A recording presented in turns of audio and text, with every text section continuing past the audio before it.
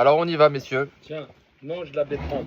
Ces derniers temps, on faisait shiur le jeudi soir de l'écouter à la rote. Là, depuis 2 semaines, on a commencé à faire l'écouter Moharan. On augmente, Ouais, on peut dire ça, entre guillemets. entre guillemets. Mais voilà, c'est intéressant d'étudier un petit peu des Torotes de Rabbeinu. C'est vrai que c'est pas toujours évident à comprendre, mais c'est bien de plonger un petit peu dedans. Rabbeinu, il a insisté qu'on étudie beaucoup son Sefer. Il a beaucoup insisté, Rabbeinu, qu'on étudie son Sefer, qu'on se casse la tête pour comprendre son Sefer. Alors, en général, depuis Baruch Hashem qu'on étudie un peu ici, eh bien, je vois toujours des petites torotes, parce que dans l'écouter Moharan, il y a souvent des longues torotes. Il y a souvent des longs enseignements, des leçons de Rabbeinu qui sont assez longues, qui sont longues. Et il y a des plus petites. Alors quand on fait sous forme de shiur comme le jeudi soir, c'est vrai que j'ai du mal à faire des longues torotes, parce que je préfère que voilà qu'on fasse un morceau. Et puis bon, mais là quand même, je voulais quand même qu'on passe un petit peu à des torotes un peu plus longues. C'est un peu les torotes principales, quoi. Les torotes un petit peu plus principales, c'est souvent des longues torotes. Et donc j'ai choisi une Torah, voilà, qu'on va faire sur 2-3 semaines. J'ai choisi une Torah qu'on va faire sur 2-3 semaines. Encore une fois, hein, la profondeur du l'écouter Moharan, elle est sans fin, quoi. Donc ça veut dire tout ce qu'on comprend, c'est à un certain niveau. Après, libre à chacun de reprendre la Torah, de la relire, de la réétudier, de la retravailler. Et voilà. Mais au moins moi, vous savez comment j'étudie, toujours de manière le plus simple possible. On lit, on traduit, on explique. Et comme ça, on essaie un petit peu de comprendre un petit peu les enseignements de Rabbeinu. Alors, il y a une Torah qui est très célèbre, qui s'appelle Kimerachamam Yenahagem. C'est la première Torah qu'il a appris, Rav Israël au dessert, de Rav Israël Cordonneur. Lorsqu'il s'est rapproché de Rav Israël Cordonneur, vous savez l'histoire de l'Aïd Karvout, ils étaient dans un, merci beaucoup, ils étaient dans un Beth Knesset toute une nuit, et toute une nuit ils ont étudié cette Torah.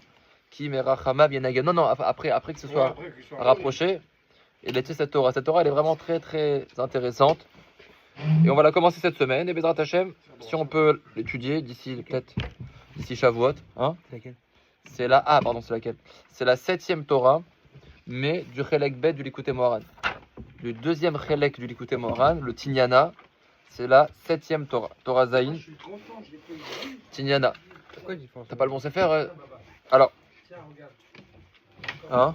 C'est quoi la différence? Non, c'est juste que l'écouter Moharan, il est séparé en deux Kharim, quoi. En deux Khalakim, et donc voilà, il y a Kama et Tinyana. Il y a le premier Chelek, il y a le deuxième Chelek. Donc encore une fois, on va étudier doucement cette Torah. Voilà, doucement, et on va voir jusqu'où Rabbeinu il va. Après, voilà, je vous dis, il y a des Breslavers, quand ils étudient une Torah, ils l'étudient, ils la réétudient, ils la réétudient, ils trouvent des chidushim, c'est très intéressant. Mais nous, à notre niveau, déjà, lire la Torah, comprendre la Torah doucement, étape par étape. Si on peut la faire en 2-3 semaines, non, 2 semaines ça me paraît un peu court. Si on peut la faire en 3 semaines, on aura une bonne Torah comme ça, avant Shavuot, c'est intéressant. Alors on y va. Rabbeinu ici commence en disant Vayi miketz shnataim yamim ou paro cholem. Bon, c'est un passage dans Bereshit. Après, Rabbeinu il va y revenir. Alors, vous savez comment ça marche les Torah du Likutei Moharan? C'est sous forme de lettres. C'est des lettres qui se suivent les unes après les autres. Alors, Aleph. Kimerachamam Yena Hagem. Et entre parenthèses, en toute petite parenthèse, dans cette Torah, on voit un petit peu la notion de Sichat Haverim, de parler d'Avodat Hashem les uns avec les autres. C'est une grande notion chez Rabbeinu. Rabbeinu il a beaucoup parlé de ça, mais c'est dans cette Torah qui développe bien cette idée, l'importance de parler d'Avodat Hashem, de se conseiller entre amis, etc. Ça apparaît dans cette Torah. Bon, il y a beaucoup d'idées, c'est une Torah qui est assez longue, on y va. Kimerachamam Yena Hagem. Alors, Kimerachamam Yena Hagem, c'est un pasouk dans Yeshaya. Ça veut dire que celui qui a de la rachmanout, qui a de la miséricorde, Kimerachamam, Rachamim exactement, Yena Hagem, eh ben c'est lui qui les dirigera. Qu'il est un manik, c'est quoi? C'est un dirigeant, un meneur, celui qui va les mener. Kimerachamam Yena Hagem, c'est celui qui a de la rachmanout. Eh bien, c'est marqué dans Yeshaya, Yena Hagem, c'est lui qui dirige, c'est lui qui mène. Alors, Rabbeinu, comment il explique ça? Aïdou, c'est-à-dire Mishéu Rachman, celui qui est Rachman, celui qui a de la miséricorde. C'est une qualité. Il y a des gens, ils ont de la Rachmanout. Il y a des gens, ils sont un petit peu cruels. C'est de la Razariout. ils n'ont pas de patience pour les gens, etc. D'accord?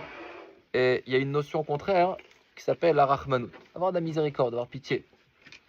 Ou yachol liot manig.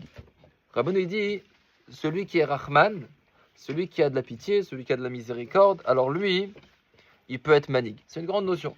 Ça revient un petit peu dans Sefer Hamidot, ça revient un petit peu dans l'écoute Etzot.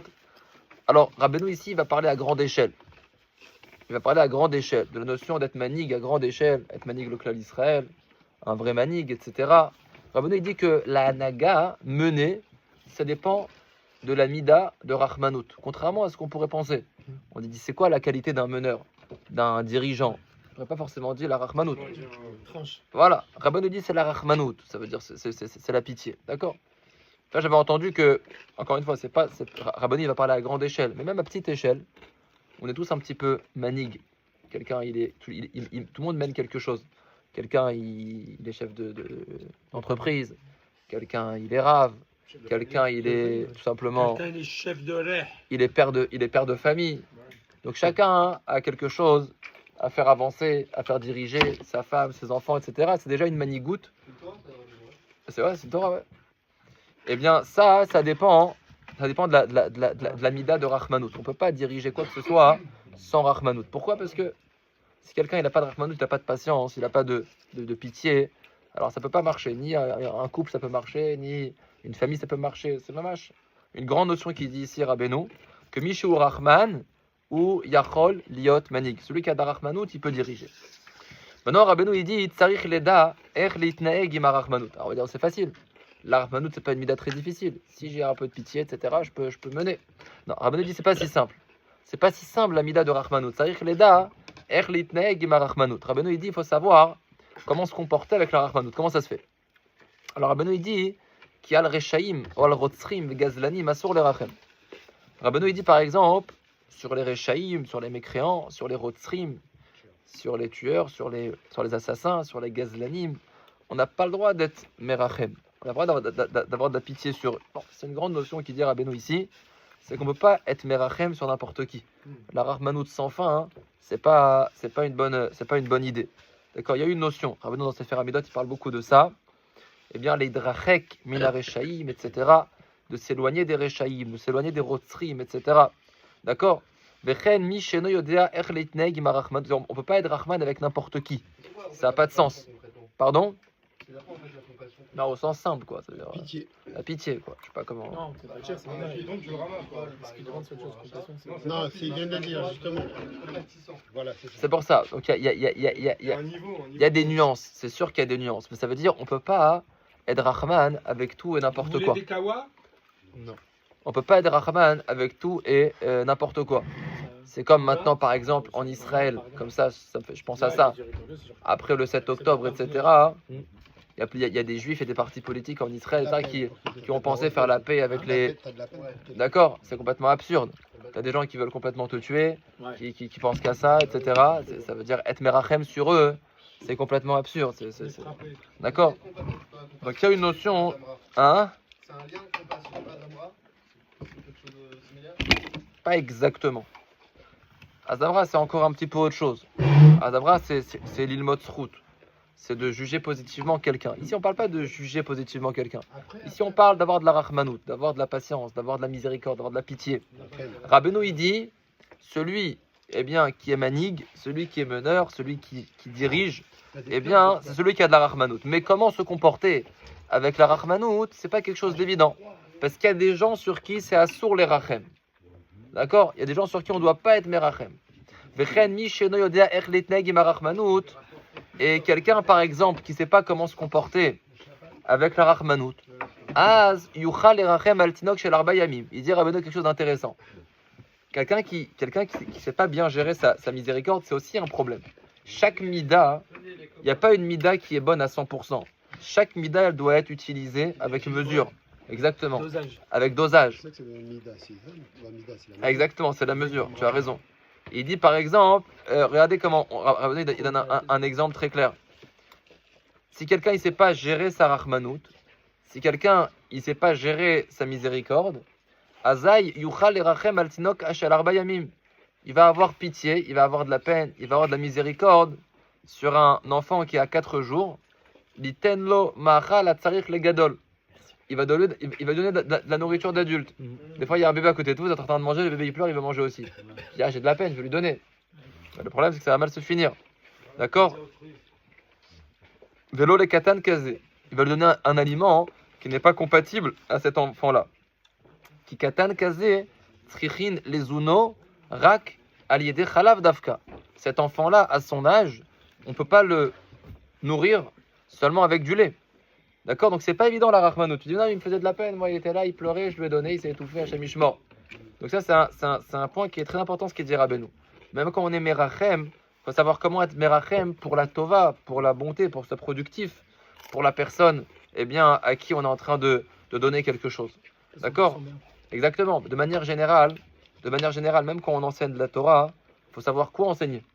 D'accord? Sinon ça fait du n'importe quoi. Si vous commencez à enseigner des choses mal canalisées, etc., à parler de choses qui sont trop élevées à des gens, etc., ça fait du n'importe quoi. C'est comme donner de la nourriture pour adultes à un enfant qui peut boire que du lait. Et donc il va s'étouffer. Et donc c'est comme ça un peu dans tout. Tu dis mais non, mais moi je voulais bien faire, je voulais les aider, etc. Mais il faut savoir comment se comporter. La Rachmanout, c'est pas une mida, je suis Rahman et puis c'est tout.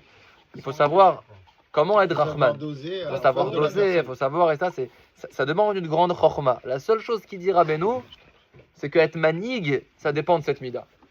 Être manig, mener, etc., eh bien, ça dépend de cette mida de Rachmanout. Maintenant, reste à savoir comment est-ce que on est Rahman, c'est pas quelque chose d'évident. Alken tzarich leda ech leitnaeg im harachmanout. Il faut savoir comment se comporter avec la Rachmanout. Chez la katan kazé tzrim lerachem liten lo chalav davka. Cet enfant-là, il fallait avoir de la Rachmanout sur lui et lui donner davka seulement du lait. Bien que c'est mieux de manger des choses qui sont un peu meilleures. Mais elle m'a la saute. Il est petit, donc la Rachmanout qu'il fallait pour lui, c'était de donner un petit peu moins. Ou les gadol ma'achal hatzarich lo. Et pour un adulte, il faut donner ce qu'il a besoin. Et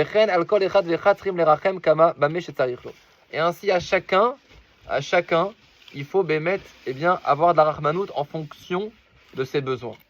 Et bémet avec une toute petite expérience, je pense que de manière générale, même quand on fait des shiurim, et même quand on enseigne un petit peu de la Torah, je pense que c'est la chose la plus difficile à faire. Ça veut dire à savoir exactement quoi enseigner à qui. C'est mamash une chorma qui est pas pshuta, parce que c'est facile de prendre des livres. Mais c'est pas de la rachmanout, ça. Si, ça veut dire Si, que parce quoi? tu adaptes ton discours à la personne. Voilà, je dis pas forcément, voilà, c'est exactement comme ça. Comme l'histoire du bébé par exemple. Quelqu'un par exemple, il gère mal sa rachmanout. Il prend des livres, et puis il lit dedans, et puis il envoie, il transmet. Et des fois c'est complètement hors sujet, ou alors c'est pas adapté, et c'est un vrai problème. Et souvent, c'est quelque chose de très difficile, à savoir exactement quoi enseigner, à quel moment, à qui, comment, etc. Ça demande beaucoup de chorma. Donc ça veut dire ça, mais quoi qu'il arrive, c'est une question de rachmanout. Ça veut dire être miséricorde, vouloir donner à ceux à qui on veut donner. Et c'est cela qu'on peut, entre guillemets, être manig, en étant merachem sur eux. Mais il faut savoir comment être merachem. Erleitnaeg ima rachmanout. Comme ça, il dit ici, Rabbeinu, il commence cette Torah comme ça. Donc il dit deux choses. Il dit qu'on peut pas être merachem sur n'importe qui. Et à part ça, même quand on est merachem, eh bien, il faut savoir doser dans la rachmanout. Il faut savoir doser, pas donner à un enfant de la nourriture qui ne lui correspond pas, etc. Donc il parle ici de rachmanout. Alors ça, c'est le premier point qu'il dit dans cette Torah, Rabbeinu. C'est un point qui commence comme ça. Maintenant, Rabbeinu, il dit la chose suivante. Verachman kazé, urak Moshe Rabbeinu. Rabbeinu, il dit qu'un vrai Rahman, le Rahman, Kazé, qui peut diriger le clan Israël, qui peut mamash diriger, eh bien, cette Rahmanout là, etc., celui qu'il avait, c'est mamash Moshe Rabbeinu.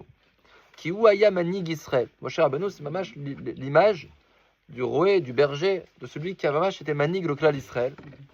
Veouye a manig le'atid, et c'est aussi lui qui va diriger le clan Israël à la fin des temps.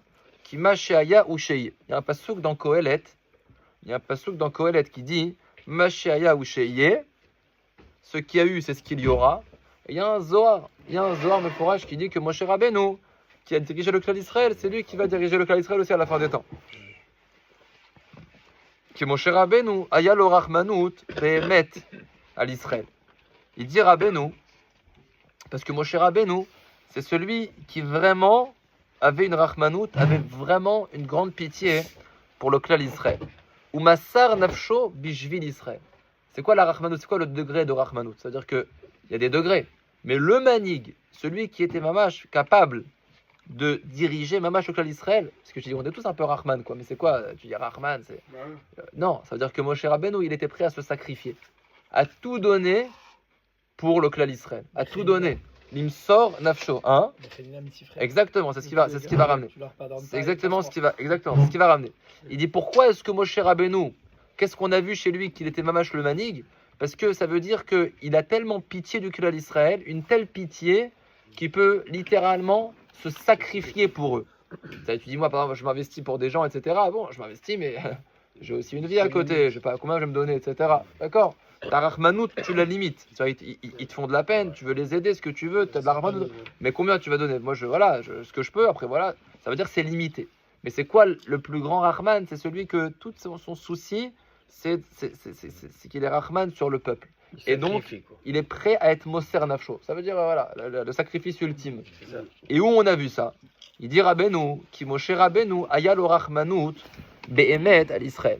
Il dit Moshe Rabbeinu, il avait une vraie Rahmanout, ou Massar Nafsho, Bishvil Israël, il a donné son âme pour le clan Israël, Veishlir Nafsho Mineged, il a jeté son âme derrière lui, ça veut dire qu'il était prêt à se sacrifier, Velo Aya Choshesh Alatzmo Klal. Et il avait rien pour lui, quoi. Il n'était pas Choshesh, c'est-à-dire il avait rien, il ne craignait rien pour lui. Ça veut dire tout son investissement, toute sa tête, ça veut dire c'était que pour le clan d'Israël. Comme il a dit notre ami, c'est ce qui ramène ici Rabbeinu, d'où on le sait, c'est bien beau de le dire, mais d'où on le sait, c'est marqué dans la Torah. Après le Chet à Egel, Hachem Idbarach Amarlo, Ve'esra le Goy Gadol, Hachem il lui a dit, je vais anéantir tout ce peuple, ça y est, c'est bon, ils ont fait le Chet à Egel, donc je vais les anéantir, et je vais faire de toi un grand peuple, je vais recommencer. Comme ça il lui a dit Hachem, c'est marqué mes fourrages dans Shemot. Eh bien, il lui a dit voilà, je vais tous les exterminer. Comme ça, Moshe, imaginez-vous, Moshe Rabbeinu, il sort le clan Israël, etc., d'Égypte, etc. Après, il y a le Chet à Egel. Qu'est-ce qu'on peut faire? On est sorti d'Égypte. Hachem, il a fait des Nissim Veniflot. Hachem, il a fait des prodiges. La Seret, les 10 Makot, l'ouverture de la mer, etc. On est arrivé sur le Har Sinaï. À peine on est parti, Moshe, il est monté chercher la Torah. Qu'est-ce qu'ils ont fait? Ils ont fait le Chet à Egel. Ils ont commencé à faire l'idolâtrie. Ils ont fait la pire Avera. Ils ont fait la pire Avera juste après avoir reçu la Torah. Donc Hachem, il a dit regarde, on va faire un truc très simple. Eux, je vais tous les exterminer et je vais tout recommencer avec toi. Ve'esra les Goy Gadol. C'est-à-dire qu'à ce moment-là, Moshe Rabbeinu, il perd rien, quoi. Il a le choix. Bien sûr. Mais c'est même pas ça. C'est qu'Hachem, il lui dit voilà, on va faire ça. On va redémarrer Voilà. Ce qui est étonnant, c'est qu'Hachem, il est encore plus compatissant que Moshe. Comment il a pu dire ça? Je sais pas. En tout cas, c'est ce que la Torah nous raconte. Non, mais La Torah nous dit que Hachem, il a pris. Tu peux me donner un roman, je suis derrière toi. Hachem, il a une compassion. Peut-être que c'était justement pour réveiller Moshe. On voit que là, Hachem, il lui a dit voilà, je vais les anéantir. Ils ont fait Avodah Zarah. Tu sais, quand même, il y a quand même des règles dans la Torah. Ça veut dire quelqu'un qui fait Avodah Zarah, on le tue. Non, mais surtout, c'est comme la semaine dernière aussi, c'est Médetadine à Kadosh Baruch Hu. Il aime le din. Ah oui, c'est vrai, bravo. Il aime le din. Il peut pas jouer sur tous les tableaux. Il est géré sur la. Voilà. Tu peux pas jouer sur les tableaux. Ouais, Il faut ça faire veut de dire- la Zara. Tu dois payer. Ça veut dire. Quoi? Mais il y a aussi des. Non, mais ce que je veux dire, c'est qu'il y a aussi des. Shem Oev Mishpat. Ça veut dire qu'il y a plein de sentences de mort dans la Torah. Ça existe. Ouais. Donc ici, tout le klal, ils ont tous fait Avodah Zarah. Donc ils avaient un statut ils étaient Chayav Mita. Et là, il y a marqué. C'est une bonne question. Voilà.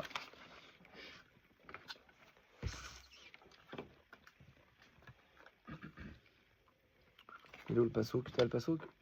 C'est la Medbet. La Medbet, mais je cherche le pasouk. Lève. Lève ta or.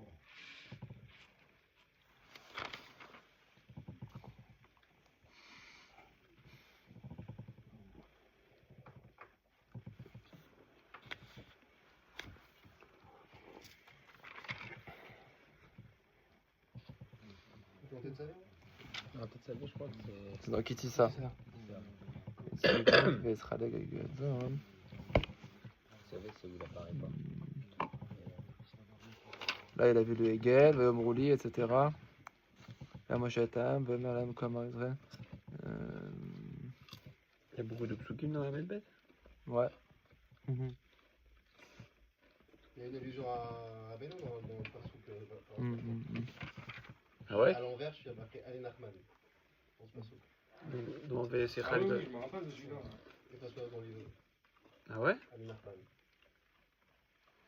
Quand tu lis à l'envers, comment genre quand tu lis comment? Il y a rajouté comment? Moi, tu lis à l'envers la phrase. La phrase qu'il a dit Moshe, efface-moi dans ton livre. Ouais. Et si tu lis à l'envers, ça fait Voilà. Ali Nachman. Va'ata nichali. Maintenant, laisse-moi. Il lui a dit à Hachem, Vayomer Hachem el Moshe, Raïti ata amazé. Hachem a dit à Moshe, j'ai vu ce peuple-là. Veine amkeshe orefu. C'est un peuple qui a la nuque dure.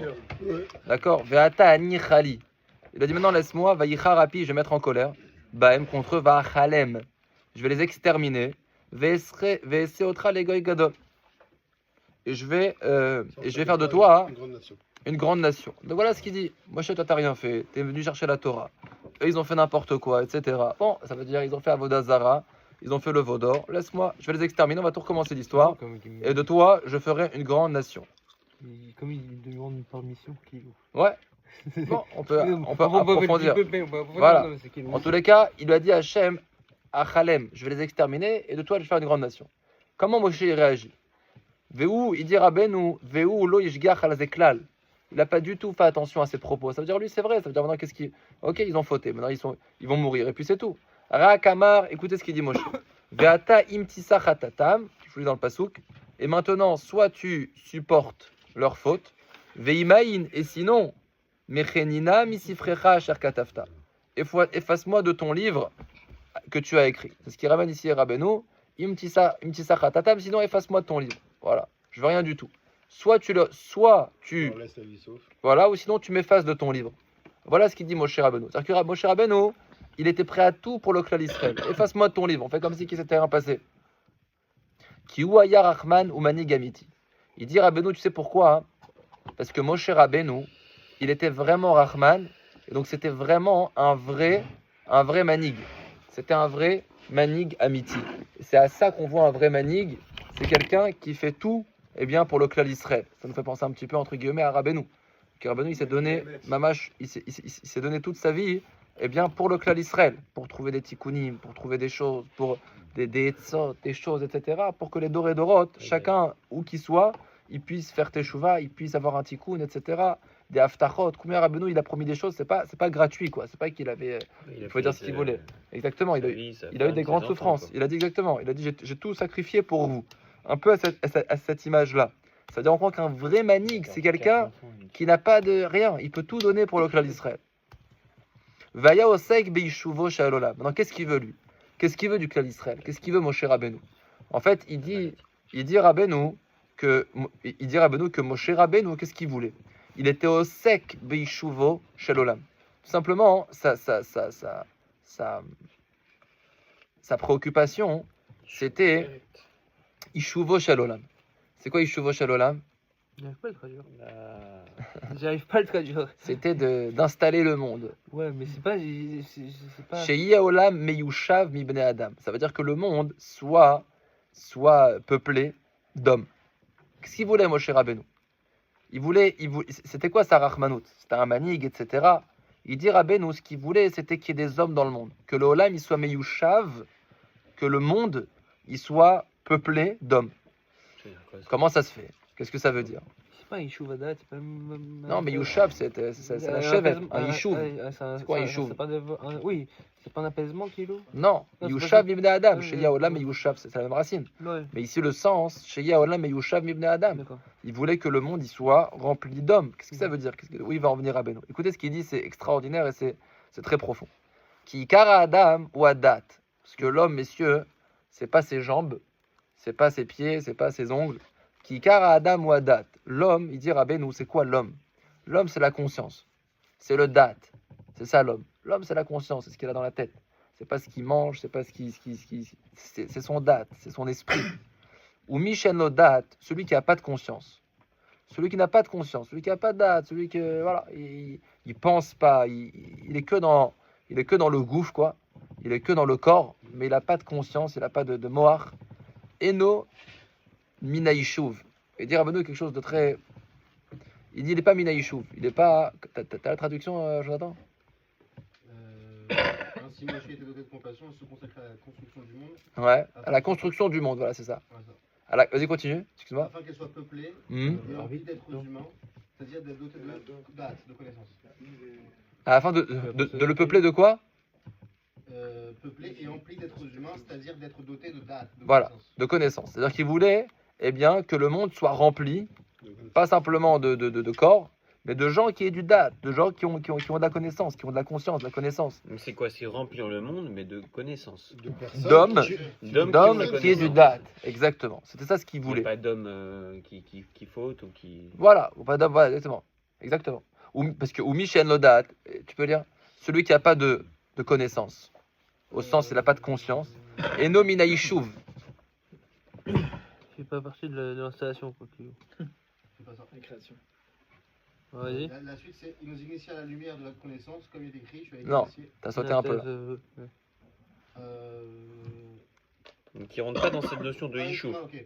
Quant à celui dépourvu de connaissance, Et nomina il Yishuv. ne fait pas partie du genre humain, Voilà, il serait nullement qualifié d'homme. voilà. Et nomina Yishuv, il est pas. Il n'y a pas le statut d'homme. Venomechune Beshem Adam Klal, il n'est pas appelé homme du tout. Il n'est pas appelé homme en réalité. Il dit Rabbeinu quelque chose de très profond. Celui qui n'a pas de date, celui qui a rien dans la tête, pour être un petit peu violent, celui qui a rien dans la tête, qui n'a pas de sagesse, qui n'a pas de chokhma, qui n'a pas de date, qui est que dans les ta'avot, que dans les plaisirs goufani, dans les plaisirs mamash du corps, eh bien il dit Rabbeinu, c'est pas un homme. Eno mechune beshem adam klal. C'est pas un être humain. Qu'est-ce que c'est? Rakuprinat chaya bidmut adam. C'est un animal dans un corps d'homme. Voilà ce qu'il dit Rabbeinu. Hein? Un animal à forme humaine. Voilà. Ouais. C'est un animal à forme humaine. Bidmout, Ça veut dire, entre nous, quelle est la différence? Voilà, ça veut dire quelqu'un qui pense qu'à consommer. C'est un animal qui C'est un parle. petit radé dans une C'est un ferme. animal qui Qu'est-ce qu'ils parle. font les animaux? Il bouffe, Ils mangent, ils dorment, ils mangent, ils dorment, ils mangent, ils dorment et ils font voilà, ils font rien quoi. Bah, si quelqu'un il a pas autre chose que ça, hein, si quelqu'un sa vie c'est manger et dormir et remanger et redormir, et d'accord. Bah au final il dit Rabbeinu c'est quoi cet homme-là? Rabbeinu il dit cet homme-là c'est un animal. Simplement, hein, c'est un animal. marrant qu'il le présente. Mais il est dans un Chaya, corps d'homme. c'est une- Voilà, c'est ça. Voilà. C'est ça ce qu'il dit Rabbeinu. Il dit pas c'est un homme. Non. Il dit c'est un animal En fait, qui est c'est dans un un animal. corps d'homme, tout simplement. C'est un animal qui est dans un corps d'homme. Il n'y a pas des films comme ça où il y a un animal dans un corps d'homme, je sais pas. Il doit y avoir, non? Le Minotaure, le Minotaure, le Centaure, le Minotaure. Ah non, Non, non, on parle pas de ça. Ça veut dire que l'homme, Didier messieurs, avec Ouais, Alain Chabat. Ah oui, Didier, ouais. Ta référence. Le chien. Pas mal, pas mal. Didier, ouais, c'est ça. ça veut dire que, ça veut dire, messieurs, que Premier film que j'ai vu. C'est quel, pas parce que- c'est Paracha, ça c'est pas parce qu'autour de nous il y a des hommes que c'est forcément des hommes. Ouais, puis énorme, des ça. morts vivants. D'accord? Voilà. Mais il y a aussi Des gens des qui sont là, mais animaux. qui sont pas là. Il y a des animaux dans des corps d'hommes. C'est-à-dire quelqu'un qui pense toute la journée, qu'est-ce qu'il va manger, où est-ce qu'il va dormir, qu'est-ce qu'il va, voilà, qu'est-ce qu'il va voir sur Netflix avant de dormir. Et demain matin, voilà, ça veut dire bon, ça veut dire il y a aucun date quoi. Il y a rien dans la tête. La tête elle est vide. Vous savez qu'on vit dans une génération où il y a beaucoup d'animaux. Il y a beaucoup d'animaux ils sont sur un téléphone, sur TikTok. Ils commandent une pizza. Il scroll. Allez, Ah mais c'est ma vache. Non mais Rabbeinu il dit ça. C'est pas parce que t'as un C'est corps incroyable, je trouve, d'homme. comme formule. C'est terrible comme formule. C'est vrai. C'est pas parce que t'as un corps d'homme que t'es un homme. L'homme il est homme parce qu'il a du date, parce qu'il pense, parce qu'il réfléchit, parce qu'il apprend de la sagesse. Vous voyez, il se distingue un petit peu, d'accord? Mais si le bonhomme toute sa vie elle est complètement orientée vers l'argent, vers la nourriture, vers la consommation, vers Il nourrit que son corps. bah voilà, il est là, et le corps, mais il n'y a pas de tête, quoi. Bah regardez, dans une ferme, c'est ce qu'ils font, bah vache. C'est ce qu'ils font, ils font leurs urines, après ils remangent, des fois ils font les deux en même temps. Ça veut dire, c'est ça, quoi. D'accord? C'est ça. Et ça, faut savoir, il dit Rabbeinu. Ça, c'est ce qu'il voulait Moshe Rabbeinu. Moshe Rabbeinu, il voulait quoi? Quand on lit la Torah, c'est sympa, Moshe, le peuple. Et qu'est-ce qu'il veut, Moshe? Rabbeinu, il trouve toujours le... D'accord? Nous, on lit la paracha, c'est sympa, on lit un peu comme une histoire. Mais malheureusement, on grandit, mais on lit toujours la Torah de la même manière.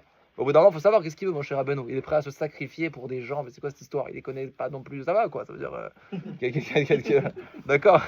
Rabbeinu, il dit, qu'est-ce qu'il voulait, Rabbeinu? Qu'est-ce qu'il voulait, mon cher Rabbeinu? Rabbeinu, il voulait que le monde soit rempli d'hommes. D'hommes, ça veut dire qu'il y ait du date. Ou mon cher Rabbeinu, ayalo rachmanut. Mon cher Rabbeinu, il avait de la pitié. Vaya osek beishuv haolam. Et donc, c'était ça sa préoccupation. C'est ce qu'on appelle le Yishuv haolam. Ça veut dire qu'il y a un monde qui soit peuplé d'hommes. Et ça, c'est pas évident. Sheia Olam et Yushav. Alors, c'était aujourd'hui le 8 mai, le 8 mai, quoi. Ça veut dire, ça montre que. Ça montre, oui, mais ça veut dire, on pense aussi à ce qu'ils ont fait les nazis, quoi. Ça veut dire, on peut avoir des hommes qui sont des animaux, à 100%, d'accord? Des hommes sans sagesse, sans chorma, etc. Exactement, c'est vrai aussi. Vaya osek bishuv haolam. Shiolam Yushav voulait vivre Adam. Aïnou Bnedea Canal. Donc, Moshe Rabbeinu, ce qu'il voulait, c'était remplir le monde. C'est ça, écoutez, les paroles, elles sont puissantes. Il voulait remplir le monde. De quoi? De gens qui aient du date, de gens qui aient quelque chose dans la tête, et pas que du corps, mais qui aient quelque chose dans la tête. Voilà, exactement. Kiyu patach lanu oradat. Parce que Moshe Rabbeinu, c'est lui qui nous a ouvert la lumière de la connaissance. Kemoshe Katuv, comme c'est marqué dans Dvarim, Ata oreta la da'at. C'est toi qui nous as montré de savoir qui Hashem ou Elohim. Qui Moshe patach et ada'at. Moshe nous a ouvert, ça nous a transmis la Torah. Il nous a ouvert les ports de la connaissance. Regardez, malheureusement, vous voyez les goyim autour de nous, voilà, leur vie, elle est extrêmement limitée, ça veut dire.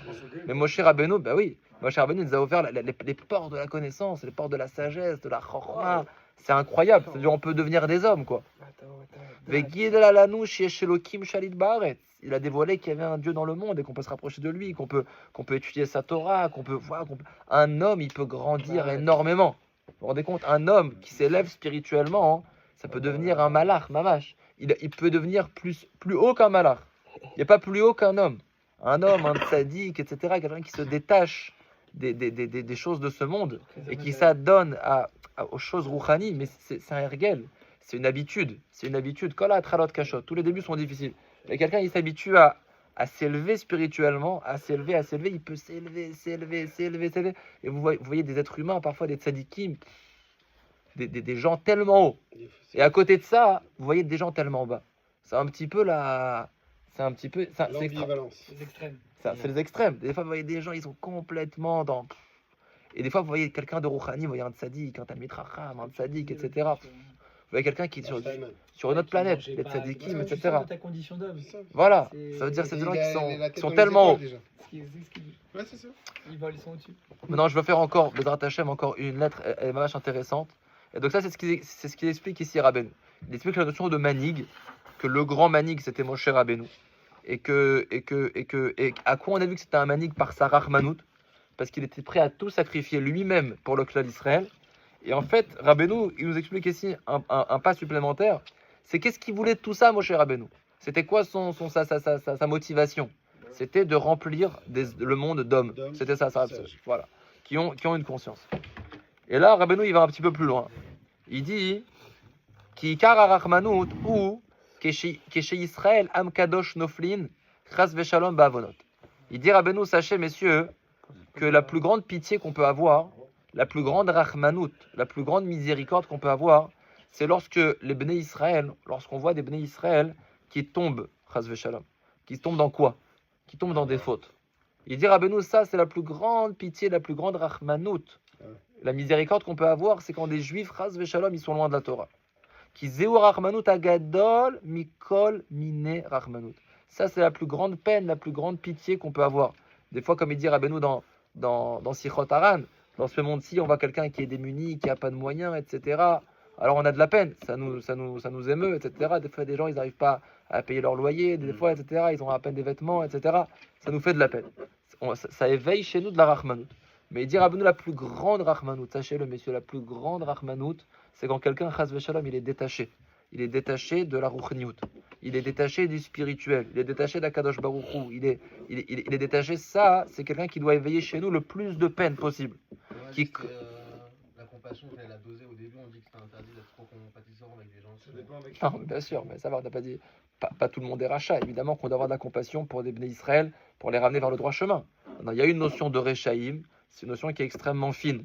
parle de voleur et meurtrier. Voilà, mais même ça, je sais pas exactement. Il faut comprendre. Il faut comprendre ce que ça veut dire. C'est délicat. Mais quand on parle que le manig, il est Rahman, que le dirigeant spirituel, il a de la compassion, c'est pour les bénis Israël, pour leur faire faire teshuva. Donc il dit Rabbeinu que la plus grande Rahmanout, eh bien, c'est la Rahmanout de la spiritualité. Qui colle, écoutez bien ce qu'il dit, c'est extrêmement incroyable ce qu'il dit Rabbeinu. Qui colle à Isurim Akashim. Rabbeinu dit les plus grandes souffrances chez Baolam, les plus grandes souffrances. Quelqu'un, imaginez-vous, qui vit les choses les plus atroces que vous connaissez ou que vous avez connu, quelqu'un qui avait vécu des choses très très difficiles. Rabbeinu il dit Kol Aïsouri Makashim Baolam. Et Rabbeinu qui comme Rabbeinu pour savoir ce que c'est des souffrances, qui lui-même a tellement souffert. Il dit Rabbeinu qui Kol Aïsouri Makashim Chez Baolam, toutes les souffrances les plus difficiles au monde, Enam Nirshavim Klal, n'ont aucune valeur, Keneged Amasoy Akaved Shalavonot. En comparaison à quelqu'un à la lourdeur de la charge des fautes. Combien est-ce que quelqu'un, chas v'shalom, qui tombe dans des avonotes, qui tombe dans des fautes, combien est-ce qu'il doit éveiller chez nous de la pitié? C'est lui qui doit nous faire le plus de peine. Quelqu'un, chas v'shalom, qui passe Shomer Shabbat, quelqu'un, chas v'shalom, qui met pas cette filine, quelqu'un, chas v'shalom, qui est déconnecté de la ruchniout, lui, il doit éveiller une peine terrible, parce qu'il n'y a pas une plus grande souffrance que ça. Une souffrance de se déconnecter, de se déconnecter de son statut d'être humain, chas v'shalom. D'accord? Chas v'shalom, qui kesh Israël noflim ba'avonot, parce que lorsque le clan d'Israël il tombe dans des fautes, chas v'shalom, zemasoy kaved meod, c'est un poids très lourd, c'est une charge très très lourde. Sheiyefshar lisaklal amasoy akaved azeh, et c'est très très difficile et c'est impossible de porter une telle charge. Mais prinat, comme c'est marqué dans Teilim, kemasa kaved irbedu mimeni, c'est une charge trop lourde pour moi. Kimi sheyodea gdushat Israël, et c'est pour ça que les tzadikim, comme Rabbeinu, etc., ils se sont tellement investis pour nous donner des etzot, pour donner des tikkunim, etc., parce qu'ils avaient conscience de ça. Kimi sheyodea gdushat Israël, il dit Rabbeinu, celui qui a conscience, on n'a pas des yeux pour voir des choses tellement fines, mais il dit Rabbeinu, celui qui connaît la gdusha du clan d'Israël, la gdusha, la sainteté des neshamot juives, mais aïnem lekurim, celui qui sait les neshamot d'où elles sont prises, les neshamot du clan d'Israël, Veyodea ruchaniyut vedakut shel Israël, celui qui sait la spiritualité, la finesse des neshamot du clan d'Israël, comme c'est marqué dans Sefer Hatanya, que les neshamot des juifs, ils n'ont rien à voir avec les neshamot des goïms. C'est complètement autre chose. Uyodea, il sait, chez Israël, emrichokim legamre miyavon. Le neshamot des juifs, chas v'shalom, elle a strictement rien à voir avec les avonot. Elle est loin, loin, loin des avonot. Elle est loin, loin des fautes. Ve'en avon shayach lahem klal u klal lo. Et la faute n'a rien à voir avec eux, n'a rien à voir. Les figodel gdushatam, selon la grandeur de leur sainteté, mishorsham à leur racine, vegodel dakutam veruchaniutam, la grandeur de leur sainteté et de leur spiritualité. C'est-à-dire celui qui a conscience de ce que c'est une neshamat Israël. Bon, on dit, bon, lui c'est un juif, c'est un juif. Non, une neshama juive, c'est quelque chose de très très haut, il dit Rabbeinu. Le shoresh neshama d'un juif, c'est quelque chose qui est très très haut. Ve'alken, Kol ha'isurim shebaolam, c'est la raison pour laquelle les plus grandes souffrances de ce monde, enam nirshavim les masoy, c'est pas tellement un poids. Même quelqu'un qui a ça et qui a ça, tu dis, lui, est-ce qu'il a porté, lui le pauvre, c'est terrible, tu vois. Toutes les souffrances qu'il a, il a pas ça, il a pas ça, il a eu ça, il a tout eu, quoi. Il dit Rabbeinu, ça n'a aucune valeur comparativement à quelqu'un, chas v'shalom, qui est dans des avonot. Par rapport aux souffrances qu'il va subir, c'est ça que tu dis? Non, Non. par rapport à ce qu'il subit en soi, à sa Je situation. crois qu'il le ressent. Exactement. Celui qui faute. Ouais, Celui qui faute. Je pense même pas qu'il moi le je ressent. pense qu'il le ressent. Tu crois? Ouais. Non, on parle de quelqu'un qui a de la conscience. Il y a une notion de Hastara chez Betocha Hastara. Un peu déprimé, Mais ça veut dire qu'il n'y a pas plus grave que d'être. Dès qu'il n'y a pas de conscience, il fait- Le mec qui mange savez- avec vous le savez- passé au resto avec la Goya, il ne ressent pas trop, je sais pas. Je sais pas. Je sais pas. Non, c'est en Parce que gros, tu il le y a vois, pas toi, pire pire que ça, quoi. Où est-ce que tu vois qu'il que ressent? d'avoir la peine de quelqu'un qui est déconnecté. C'est à toi C'est même. C'est magnifique. Parce que Hein. s'il le Non, ressent c'est autant, pas- il n'aurait pas c'est fait pas Quel ça. ode de Non, juif, c'est pas de ça dont il parle de la. Juste la une seconde. peine que toi tu Hein as, tu t'éloignes. Il y a un point qu'on a T'as des fautes. Juste une seconde. Juste, je termine la phrase. Non, ouais, ouais. Ve'alken kol ha'isurim shebaolam enam nirshavim les masoy keneged amasoy akavet shel avonot. C'est pour ça qu'en réalité il dit Rabbeinu, toutes les souffrances du monde n'ont aucune valeur comparativement au poids lourd des fautes chas v'shalom rachaman T'as vu? alitzlan. On Alors parle- c'est écoutez pas- ce c'est pas vis-à-vis de que l'autre, c'est je le vais poids vous que dire. lui, il a Écoutez en ce que tant je vais vous dire. fauteur. Écoutez mon ressenti. C'est-à-dire qu'un juif, c'est une neshama gdosha. c'est une neshama pure qui vient de très très très très haut. Maintenant, un juif qui s'adonne un petit peu à Torah et mitzvot, il peut goûter. Une partie. Je vous parle sincèrement ce que je pense. Ouais. Quelqu'un qui, c'est ce qu'il dit Rabbeinu. Un juif qui fait ce qu'il a à faire, qui s'investit dans la Gdusha, dans la spiritualité, il peut goûter à une vie qui est extraordinaire, à une vie qui est très très très très très très haute. Il peut avoir un lien avec Hachem, il peut faire des mitzvot. Ça veut dire, ça n'a aucune comparaison, avec une vie, chas v'shalom, d'un goy. Ça n'a aucune comparaison. Un gars, il va au restaurant, il mange il mange une pizza, il est content. Mais un juif, c'est beaucoup plus haut que ça. C'est beaucoup plus haut que ça. Donc ça veut dire qu'un juif, il peut se connecter à Hachem, il peut prier, il peut étudier la Torah, il peut être complètement connecté avec quelque chose de beaucoup plus haut. C'est comme si je vous dis, chas v'shalom, c'est un truc qui me passe par la tête. Tu dis, il y a un juif, il s'est transformé en chat. Non, c'est un petit chat, donc il va dans sa niche, il vient, il mange des croquettes, etc. Tu vois, il est mignon, il est bien comme ça. Mais il me fait de la peine, c'était un être humain, maintenant c'est un chat. D'accord? Il va dire un être humain ce qu'il veut faire par rapport à un chat. C'est un peu pareil. C'est un peu pareil ce qu'il dit Rabbeinu. Il n'y a pas plus de souffrance que tu vois un juif qui est une neshama tellement gdosha, hein, qui est sans Torah et mitzvot. Il n'y a pas une plus grande. Non, pour lui. Pour lui. Tu réalises Ouais, que mais lui, T'as il déjà est- vu- t'as de la peine. T'as déjà vu quelqu'un qui est dans le coma? Ouais, Est-ce qu'il te fait de la peine? Est-ce qu'il te fait de la peine? bien sûr. Bien sûr. Et lui, qu'est-ce qu'il ressent?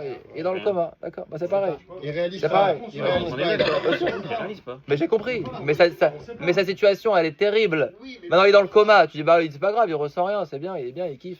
Mais pas du tout, il est dans le Non, coma. Ce qui veut dire, C'est la il y a même rien de idée. pire que la lourdeur de la charge de la faute, mais par rapport à qui? En soi, En soi. en soi, c'est quelque chose de En valeur dramatique. intrinsèque, C'est quoi. toi, quand tu Alors, as bien de la- sûr t'as de qu'à la part peine, tu ça, vois les quelqu'un, il est conséquences loin. sont graves. Tu dis, elle a fait Non, en des- valeur des chamas. intrinsèque, en Et fait. bien sûr, en soi, il n'y a pas quelque chose de plus grave qu'un juif qui est dans le coma. Il n'y a pas quelque chose de plus grave. Un juif, c'est une puissance. Vous savez, un juif, où est-ce qu'il peut aller spirituellement? Vous savez ce qu'il peut faire? Vous savez à quoi il peut se connecter spirituellement? Et vous vous rendez compte que lui, là, il est dans le coma. Vous voyez ce que je veux dire? Vous comprenez? Donc il dit, ah, mais par rapport à quoi? Mais quoi tu parles? C'est la pire des malédictions. Il est... D'accord? C'est ça. Maintenant, celui qui est éveillé spirituellement, Oui, c'est sûr. Celui Mais qui est- si. celui Le qui mec est, qui est dans le tu vois coma, il sait quelqu'un pas qui qu'il est est dans le loin, coma. mais je te parle de quelqu'un qui est dans la Torah. celui qui est dans la Torah, Lui, il souffre vraiment parce qu'il sent le poids de Mais on parle pas de lui. là. Ouais, là, Ah ouais, j'ai pensé. là, c'est on encore parle du pire. spectateur, C'est là. encore pire. On C'est parle du Astara spectateur. chez Betora Astara. C'est encore pire. C'est ce que je te dis. Il y a quelqu'un qui est malade. Il est malade, le pauvre. Il est malade. Il a une maladie. Il y a quelqu'un. Il est déjà dans le coma. Tu dis, ben, lui, il est malade. Lui, dans le coma. Tu sais, c'est pareil. Celui qui est dans la Torah mais qui faute, c'est celui qui est malade, d'accord? Mais il a encore réveillé. Ouais. Mais Rabbeinu, il dit, il y a Astara chez Betora Astara, il y a celui qui est mort, le pauvre, il est dans le coma complètement. Donc lui, il n'a même plus conscience, c'est un niveau qui est Déconnecté. extrêmement bas, tu comprends? C'est ça. Et donc lui, il doit éveiller chez nous encore plus de peine. Ah, chez nous. Non, mais en valeur intrinsèque, il est dans une situation qui est beaucoup plus catastrophique. Et ben c'est ce qu'il dit Rabbeinu. Rabbeinu dit, sache qu'avec des vrais yeux, si on avait des vrais yeux, et ben quand on voit un juif qui est milliardaire, mais qui est avec une Goya, mais on devrait pleurer si on avait des vrais yeux. Mais quand tu vois un juif, Il est déconnecté. exactement, C'est un ça veut dire, potentiel tu dis, mais quelle catastrophe, Ouais. mais il est dans le coma, tu comprends? Ouais. Mais quand tu vois un Potentiel, juif je dis, mais qui c'est s'adonne pas à le Torah et but, mitzvot, qui met cette filine, qui étudie la Torah, C'est qui est dans la gâché, c'est Ruchniyut, gâché. mais qui a des vêtements un petit peu déchirés, mais lui, tu dois le jalouser, tu comprends? Tu dois le jalouser. S'il a plus de connexion spirituelle avec Hachem, lui, tu dois le jalouser. Simplement, nous, on a des mauvaises lunettes. Ouais, ouais. D'accord? On a de mauvaises lunettes. Exactement. Mamash. Ça veut dire que les choses matérielles n'ont aucune mesure avec le spirituel. Mais ce qui fait de la peine, c'est quand une neshama juive, elle est chas v'shalom dans la avonot. Écoutez ce qu'il dit, c'est Rabbeinu. Mais Rabbeinu, il dit des mots très forts. Parce que Rabbeinu, il dit Kol haïsurim sheba olam. Là, parce que moi, je le dis, mais Rabbeinu, il dit quelque chose de très profond. Kol haïsurim sheba olam. Écoutez ce qu'il dit Rabbeinu, c'est incroyable. Il dit que toutes les souffrances du monde. Écoutez ce qu'il nous dit. Nous, c'est tellement haut ce qu'il nous dit que Birlal, on n'arrive même pas à le concevoir. On dit, mais non, je comprends pas comment. Mais c'est incroyable ce qu'il dit Rabbeinu. Il dit Kol haïsurim sheba olam enam nirshavim. Les massoy, c'est pas du tout une charge, c'est rien, c'est léger, c'est rien. Toutes les souffrances du monde, keneged amassoy akaved shalavonot. Comparativement à la lourdeur et à la charge des fautes, ras v'shalom, Rachmana litzlan. C'est C'est ça ce que je veux te dire. Ça fait À un peur. moment donné, il t'ouvre les yeux, il te dit ah, ah ouais, c'est un truc de fou. Tu comprends? Tu t'es pris une grosse truc dans la gueule, quoi. Bah filou keshesh l'adam isurim. Il dit Rabbeinu, et même si un homme il a des souffrances, et là c'est quelque chose d'encore plus profond. Ça c'est quelque chose d'encore plus profond. Écoutez ce qu'il dit Rabbeinu. Même si un homme il a des souffrances, Afilou qui cherche la dami sourim et dit Rabbeinu, Imen baem avonot, si quelqu'un il a pas de faute, Enam nirshavim le isurim klal. C'est même pas des souffrances. C'est même pas des souffrances. Alors j'ai un peu du mal à expliquer ça, mais un peu comme les souffrances des tzadikim. Ouais, c'est ça. Ouais. Comme maintenant on peut réfléchir, est-ce que Rabbeinu toute sa vie, après qu'il ait perdu 4 enfants, qu'il ait perdu sa femme, qu'il ait eu maladie sur maladie et qu'il est mort à 38 ans, est-ce qu'il souffrait? C'est une question qui n'est pas évidente. S'il n'a pas d'avonote. En fait. Exactement. C'est quelqu'un qui est tahor de avonot, quelqu'un qui est pur spirituellement, mais qui a des souffrances matérielles. Rabbeinu il dit, c'est même pas des souffrances. Moi, je l'aurais pas dit, mais Rabbeinu le dit ici. Enam nirshavim le isurim klal. Faut comprendre ce que ça veut dire. Ça veut dire que ça n'a rien à voir. C'est-à-dire que la vraie notion de souffrance, la vraie personne qui souffre dans ce monde, c'est la personne qui fait des fautes. À tel point que celui qui ne fait pas des fautes, mais qui a des raisons de souffrir, qui a des issourim, qui a des épreuves, Rabbeinu dit c'est rien. Enam nirshavim, c'est-à-dire que la Il vraie... les ressent pas, mais Exactement, dans l'âme, il les ressent exactement. pas. Ah, d'accord. C'est-à-dire que le ressenti n'est rien par rapport. Enam nirshavim le isurim klal. Quelqu'un il peut avoir des problèmes de parnassa, des problèmes de santé, des problèmes de ci ou de ça, chas v'shalom, je sais pas. Mais c'est ce qu'il dit Rabbeinu. Il dit si quelqu'un il n'a pas d'avonot, c'est rien. Pour lui, c'est des C'est rien. chouillottes. C'est comme on pense à Rabbeinu. Moi souvent je me suis posé la question. Avec toutes ces souffrances qu'il avait d'une part, ces souffrances matérielles, mais d'autre part, un niveau tellement haut spirituellement. Vous vous rendez compte? Nous on est très bas. Il n'a pas lâché. Non mais ce que je veux dire c'est que Rabbeinu il a l'air de dire que je sais pas qu'est-ce qu'il ressentait. Il devait avoir une vie extraordinaire. Il y a des dibourim dans Chayim Moharan où Rabbeinu il dit aujourd'hui j'ai vécu une vie que j'ai jamais vécue. Non mais bête, comme ça dit Rabbeinu. Rabbi Nathan il dit il vivait une vie extraordinaire. C'est-à-dire que celui qui est connecté avec Hachem, même les Issourim, ça n'a pas beaucoup d'impact. Ça veut dire que tout est dépendant de ça. Si ta neshama elle est connectée, le gouffre c'est rien, le gouffre c'est une enveloppe. Si la neshama elle est connectée, après les souffrances du gouffre, ça n'a rien à voir. Mais les vraies souffrances, c'est quand la neshama chas v'shalom elle est déconnectée. Et là c'est joli ce qu'il dit Rabbeinu, écoutez ça. Rabbeinu il a une manière d'expliquer des choses qui sont marquées dans la Gemara. Il y a marqué dans la Gemara, il dit Zeprinat, c'est ce qui est marqué dans la Gemara dans Masechet Shabbat Daf Nun Bet. La Gemara elle dit, écoutez la Gemara qu'est-ce qu'elle dit? Écoutez l'interprétation de Rabbeinu. La Gemara elle dit En Isurin Belo Avon. Comme ça la Gemara elle dit. Il n'y a pas de souffrance sans faute. Il y a une Gemara qui dit comme ça. Ça veut dire quoi? Ça veut dire que quand on a des souffrances, il y a forcément des fautes. Ça veut dire, c'est pas forcément que ça. Mais En Isurin Belo Avon. Bon, il y a beaucoup de Gemarots qui se contredisent à ce sujet. C'est pas évident à faire c'est pour ça. C'est pas évident à faire le point sur ce sujet. C'est un sujet complexe. Mais il y a une Gemara qui dit comme ça. En Isurin Belo Avon. Il n'y a pas de souffrance sans faute. Alors, le sens simple qu'on a l'habitude de comprendre, c'est que, bon, il t'arrive une galère, bon, il y a forcément des petites fautes derrière. Voilà, évidemment, c'est une réparation, quoi. Rabbeinu dit non, c'est pas ça le pshat. Rabbeinu, il apprend autrement. Ça veut dire quoi? Il n'y a pas de souffrance sans faute. Sans faute, il n'y a rien qui a une souffrance. Bah, c'est beau. C'est beau ou pas? C'est magnifique. C'est Ça veut magnifique. dire qu'il y en a, mais tu le ressens pas. Exactement, il n'y a aucune souffrance s'il n'y a pas de faute. T'es blindé. S'il n'y a pas de faute, il n'y a aucune souffrance, il dit Rabbeinu. Je vous répète, le sens simple de la Gemara, c'est un Issourin Belo Avon. Il n'y a pas de souffrance, il n'y a pas d'épreuve s'il n'y a pas de faute. Si tu as des épreuves, c'est forcément que tu as eu des fautes. Maintenant, Rabbeinu dit non, la Gemara, moi je la lis autrement. En Issourin, il n'y a pas de souffrance Belo Avon s'il n'y a pas de faute. C'est-à-dire que tu peux avoir toutes les souffrances du monde, c'est pas des souffrances s'il n'y a pas de faute. La seule chose qui fait souffrir à une personne, c'est les fautes. Comme ça dit Rabbeinu. Zeprinat en Issourin Belo Avon. C'est-à-dire que si dans tes souffrances il n'y a pas de faute, c'est juste des souffrances sans faute. Et la Issourim klal, c'est même pas des souffrances.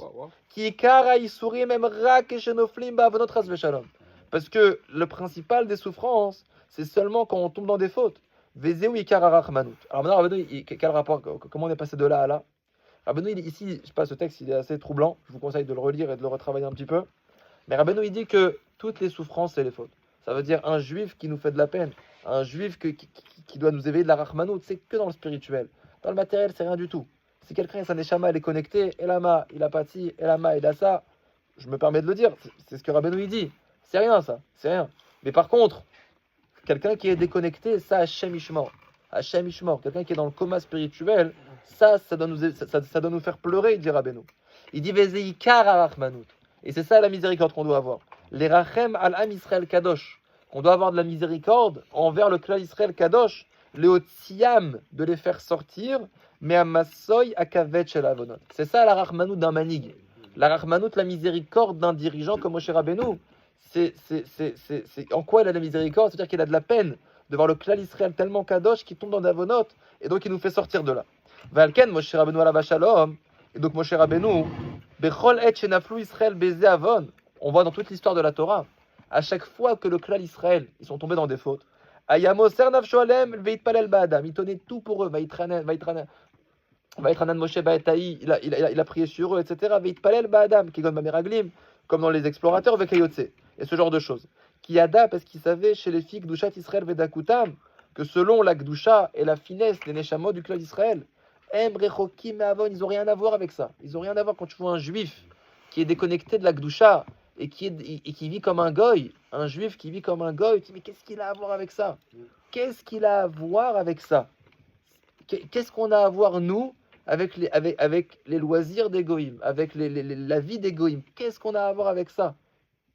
Il dit Rabbeinu, leur neshama, elle a rien à voir avec ça. On a strictement rien à voir.